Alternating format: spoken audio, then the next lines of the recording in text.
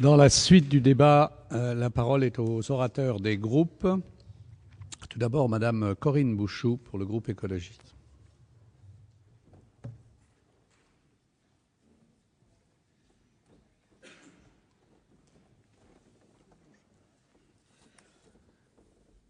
Monsieur le Président, Monsieur le Ministre, Monsieur le rapporteur, Monsieur le Président de la Commission, après la saison 1, nous avons la saison 2. Je me félicite de l'ampleur du travail, de la réceptivité des membres de la Commission, on peut dire de la bonne humeur qui a régné lors de nos travaux, malgré un sujet qui ne prête pas à sourire. La collaboration des personnes auditionnées a été également de qualité et la variété des pistes retenues, structurées autour de 2 axes, mieux connaître et mieux combattre, nous semble d'une grande opportunité. C'est en 2008, suite à une série de faillites bancaires, que le grand public découvre la nocivité des paradis fiscaux. Véritable angle mort de la mondialisation financière dans lequel les entreprises multinationales et les riches particuliers dissimulent leurs activités pour échapper au fisc, à la justice ou aux autorités de régulation du marché. Les paradis fiscaux ne sont certainement pas les seuls responsables de la crise financière de 2008. Cependant, ils y ont très largement contribué. Nous en reparlerons ce matin. La multiplication des affaires qui font apparaître au grand jour ce processus qui se nourrit du secret ne manque pas de créer l'émoi et l'indignation de l'opinion publique dont l'attente se fait de plus en plus pressante. Et pendant ce temps-là, Monsieur le Ministre, le populisme croît et l'extrême droite en fait son miel. La dérégulation du marché est pointée du doigt. Ainsi, un consensus a émergé et il porte sur l'échec d'un désarmement institutionnel qui laisserait la finance à un état de pseudo-nature. Il recouvre aussi le constat d'une nécessaire action pour lutter contre l'autre grande plaie du moment, la contribution des circuits financiers à l'essor du crime dans les processus de blanchiment. Oui, mes chers collègues, la mafia existe, nous ne l'avons pas rencontrée frontalement, mais notamment lors d'une visite à Nanterre, nous avons pu constater que ce que nous étudions là est extrêmement lié aux mafias.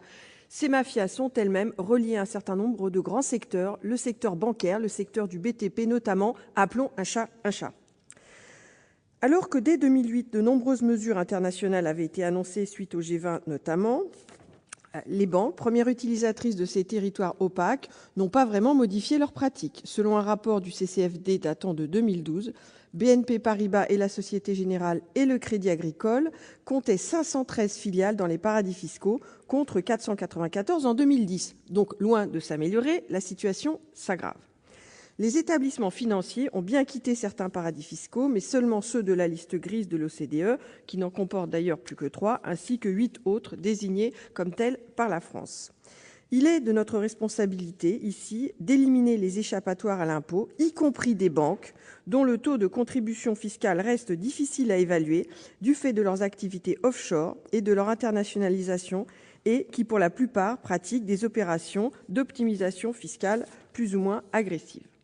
En 2012, lorsque Pascal Canfin publiait « Ce que les banques vous disent et pourquoi il ne faut jamais les croire », un ouvrage que je vous recommande vivement, celui-ci constatait une capacité de lobbying extrêmement puissante des institutions financières. Il n'y avait pas, jusqu'à une date relativement récente, de contre-pouvoir organisé à ce sujet. Cependant, les choses ont évolué avec la création de Finance Watch à Bruxelles ou encore la mobilisation de longue date de certaines ONG sur le sujet, comme Oxfam et le CCFD. Leurs compétences sont très vite montées en puissance sur ces sujets et elles sont aujourd'hui des forces de proposition pertinentes et respectées. Aussi, un contre-pouvoir citoyen s'organise, trop lentement, mais il faut louer son travail. Il réussit à décortiquer les discours techniques et complexes des banques, à le critiquer et à se faire entendre un peu dans les médias. Il est selon nous essentiel en termes démocratiques de faire vivre ce débat citoyen autour de la finance, de ses méfaits et de l'évasion fiscale. La France n'est pas en reste puisque le contexte législatif progresse sur le sujet, mais trop lentement à notre goût. La loi de transparence des activités bancaires votée en juillet 2013 a un peu renforcé la lutte contre les paradis fiscaux et le blanchiment des capitaux, notamment avec l'obligation de transparence sur les activités pays par pays, en permettant la mise en œuvre de l'échange automatique d'informations en matière fiscale et en renforçant les pouvoirs de Tracfin, ainsi que les obligations des personnes assujetties à la lutte contre le blanchiment des capitaux et le financement du terrorisme.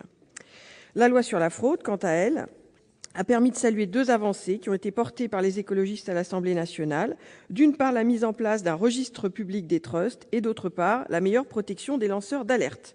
Le cas d'Hervé Falciani, ex-informaticien de la banque HSBC, nous rappelle l'importance de protéger les lanceurs d'alerte qui fournissent au fisc français les informations sur ces cas d'évasion fiscale de très grande ampleur.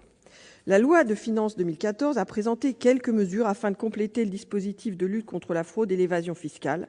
Cependant, les mesures proposées par le groupe écologiste pour lutter contre l'optimisation fiscale des très grandes entreprises n'ont pas été entendues.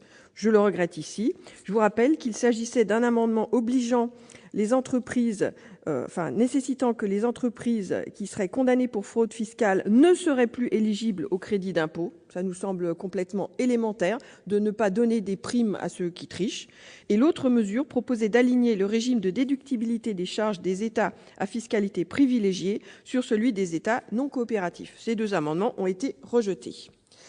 La volonté politique, selon nous, est une notion centrale. Elle permettra la reconstruction du lien de confiance entre les citoyens et la politique et les politiques en termes de démocratie politique et de reprise en main de la mondialisation folle au niveau financier.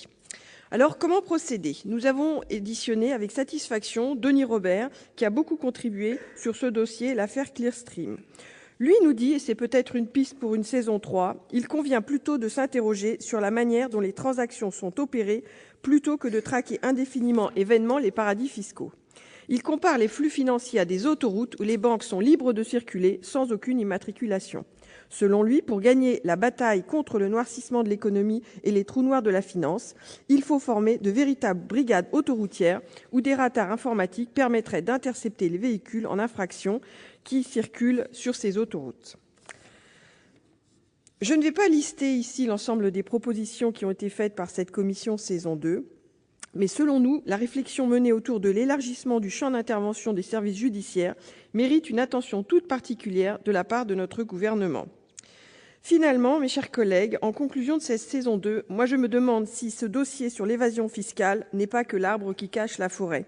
Et si le vrai problème n'était pas l'insuffisance d'un système devenu complètement fou qui tourne à vide, et je vous renvoie à l'ouvrage extrêmement pertinent de M. Nolot, « Crise financière, pourquoi les gouvernements ne font rien ?» et si la fraude et l'évasion fiscale n'étaient que le symptôme de notre système devenu fou. Je vous remercie de votre attention.